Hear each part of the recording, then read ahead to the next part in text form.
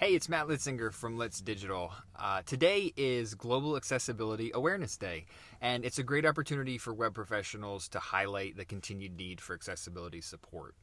You may have heard this phrase, but accessibility is something that's maintained, not attained. And this is absolutely true.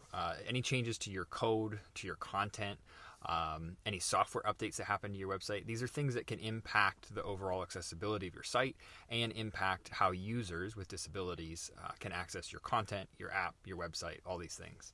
And so it's very important that there is a plan and a process for maintaining accessibility.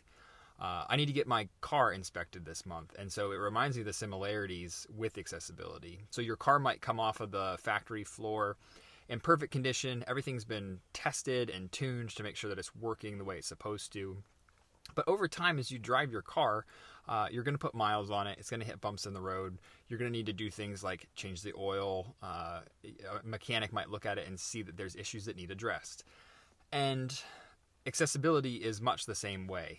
It's something that even if your website was built with accessibility in mind to begin with, as you continue to use that, as your website continues to evolve, you need to continue to look at what ways you might need to address accessibility concerns as they come up in content, software updates, code, all these things. And so what does that mean for organizations? What does a good process look like? And I think there's three things that make a good approach to sustainable accessibility planning. And those would be technology, so making sure that you meet baseline WCAG requirements, make sure that accessibility standards are being met in your code, in your content, your design. And then people is the other piece of it, making sure that the people within your organization are trained on accessibility best practices, on what the practical implications of that are in their discipline, whether that's design, content, development.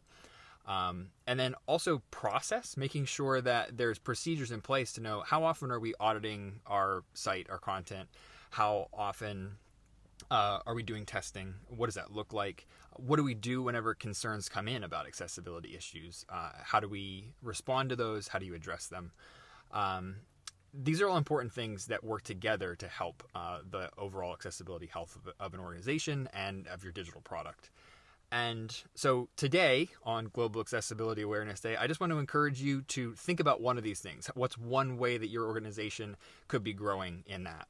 And if you'd like some help on that, I have a weekly email that I send out called Accessibility Quick Wins that offers some really practical tips on how to move forward with that.